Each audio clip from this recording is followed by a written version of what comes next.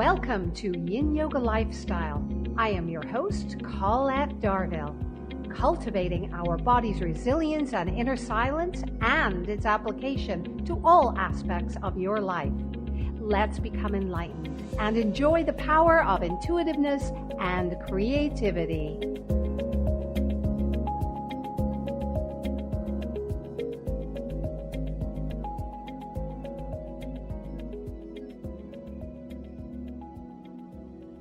You are listening to Society Bites Radio, social interaction for the mind and soul. Hello, and thank you for joining us today. I am your host, Colette Darville, and this is Yin Yoga Lifestyle. So now let us take a deep, meditative breath. Inhale, so. Exhale, hum. What exactly is meditation? Well, meditation is a consciousness-changing technique that has been shown to have a wide number of benefits on psychological well-being. Meditation can be defined as a set of techniques that are intended to encourage a heightened state of awareness and focused attention. Meditation can take on many different forms, but there are two main types: concentrative meditation and mindfulness meditation. In concentrative meditation, you focus on all your attention on a specific object while tuning out everything else around you. The goal is to really experience whatever you're focusing on, whether it's your breath, a specific word, or a mantra, in order to reach a higher state of being. Mindfulness meditation includes, among others, both mindfulness-based stress reduction and mindfulness-based cognitive therapy. Mindfulness can target different issues such as depression, which means that its focus may be different from practice to practice. Overall, it involves the state of being aware of and involved in the present moment and making yourself open and aware and accepting. Today's show is about creative visualization as a form of meditation. So when I was young, I was introduced to the Silva Method, which is a form of dynamic meditation. I loved that it was so visual and enjoyed the technique that aims to reach and sustain a state of mental functioning called alpha state, where brainwave frequency is 7 to 14 hertz or cycles. And that daydreaming and the transition to sleeping are alpha states. So Jose Silva, the developer, claimed to have developed a program that trained people to enter certain brain states of enhanced awareness. He also claimed to have developed several systematic mental processes to use while in these states, allowing a person to mentally project with a specific intent. According to Jose Silva, once the mind is projected, a person can allegedly view distant objects or locations and connect with higher intelligence for guidance. The information received by the projected mind is then said to be perceived as thoughts, images, feelings, smells, taste, and sound by the mind. The information obtained in this manner can be acted upon to solve problems. To me, it was all about creative visualization, and I found it incredibly powerful and profound. Trish Thorpe, author and teacher, writes, one of the most inspiring and powerful things you can do as a human being is to visualize what it is that you want to manifest, and then make it happen. She says that the power of the mind is astonishing, and when coupled with mindfulness-based practices like meditation, you can increase your ability to make leaps and bounds, creating the life you desire. Goal setting is the catalyst for making this happen. The purpose of setting a goal is to achieve a desired result. So when applied carefully with intention, action, momentum, and focus, setting and achieving goals gets you from where you are now to where it is you want to be. But first, you have to know where that is. The where begins with your vision. Shakti Gaiwan, dynamic author of the best-selling book Creative Visualization, adds that when we can consciously influence this process by visualizing the positive situations we desire, she says creative visualization is the technique of using your imagination to create what you want in your life. There is nothing at all new, strange, or unusual about creative visualization. You are already using it every day, every minute, in fact. It is your natural power of imagination, the basic creative energy of the universe, which you use constantly, whether or not you are aware of it. Dr. Gail Gross is a nationally recognized human behavior expert with a PhD in psychology and a doctorate of education. As an author, educator, and speaker, her positive and integrative approach to difficult issues help people navigate through today's complex problems. Dr. Gross describes creative visualization and explains how it works. Creative visualization goes by a number of names: creative imagination, visualization, visual imaging. Whatever the name, the process involves calling up images, sounds, and or feelings that calm the mind and the body and focus the attention on a specific task. Dr. Gross says the idea is simple. If you can imagine yourself carrying out a task or goal, if you can actually see and feel yourself doing it step by step, you will be well on your way to actually achieving that goal. The process works whether your goal is simply to do better at school or work or even train for the Olympics. Many people believe that if they simply will themselves to achieve a goal, they should be able to accomplish it. Then they are surprised when it doesn't work. While success is achieving goals, it's not simply a matter of willpower. It is a matter of using the will combined with the power of imagination as well.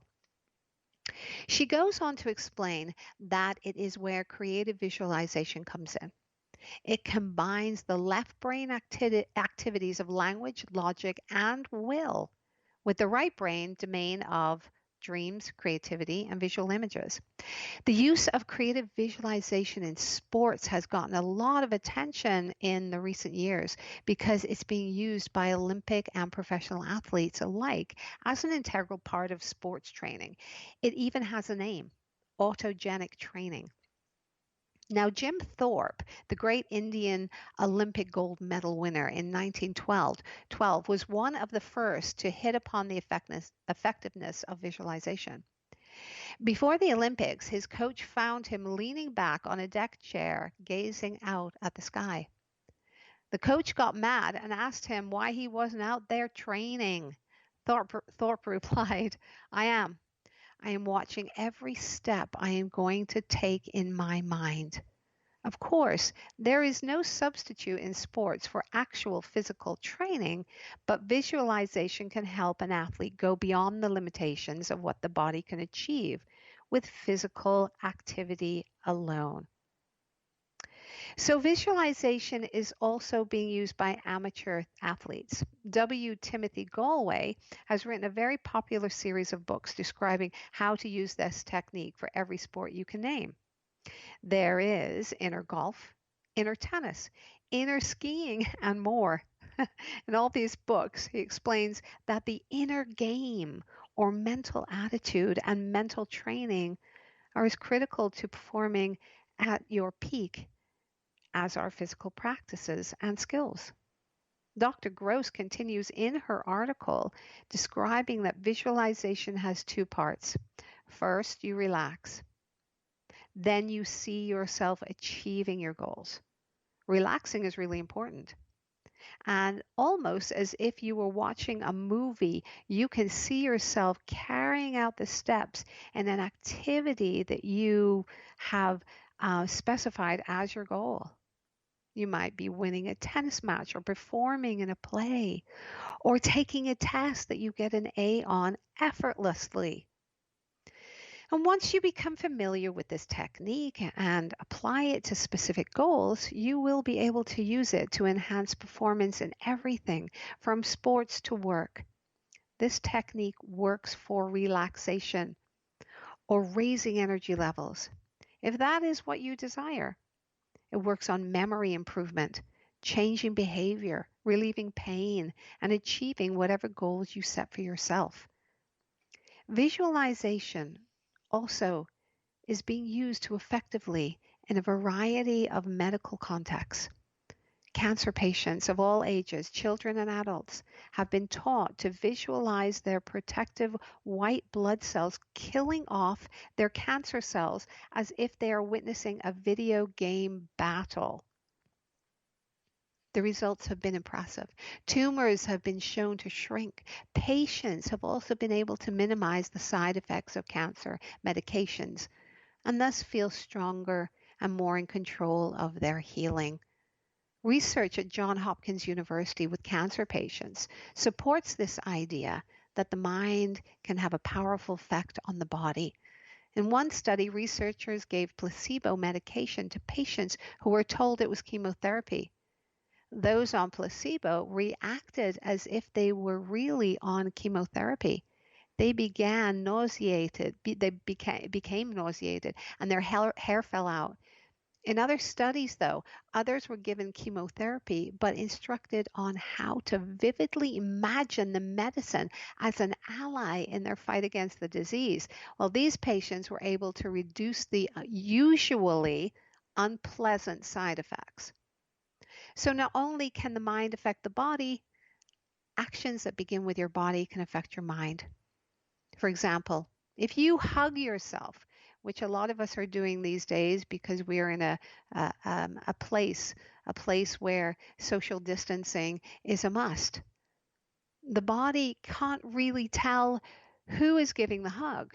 You or another person. So you should just go around hugging yourself all day.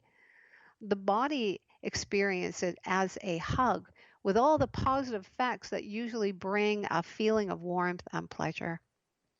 The same happens when you smile. Even if you're not genuinely happy at the moment, the signal that goes to the brain as a result of the familiar facial gesture is one of a feeling of well-being, if not outright happiness. No matter what your mood, you will find that feeling of slightly better place as a result of physical act of smiling. Creating a personal sanctuary to explore your own creative visualization can be powerful and fun. It is a wonderful complement to a mantra or a breath-focused style meditation. I think it's similar to changing your physical workout at the gym for your body, but instead it's for your mind.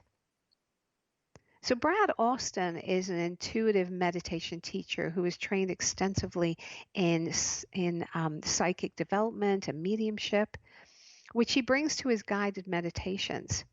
So today we're going to take a dip into nurturing our own world of creative visualization through Brad's gentle creative visualization beach meditation. So we're going to be here for a little while, and you might want to begin to give yourself, a nice place to sit, perhaps a comfy chair, or if you're going to lie down, or maybe you want to sit in the sun and meditate for a while. But whatever your place is for meditation, allow it to be a space where you're not going to be disturbed. Okay? The temperature is good. And you can even stop the podcast to go find this place. And then when you're ready, you can come back and turn it on again. So to begin, you're going to give yourself a full body stretch. You're going to yawn, take a deep breath, and then get really, really cozy. Now, if you're lying down, make sure that you're not going to fall asleep too much. You might want to separate your feet as wide as your hips, and bring your knees together so that you don't fall asleep. If you're sitting up, you're going to sit up straight and as comfortable as possible and cross your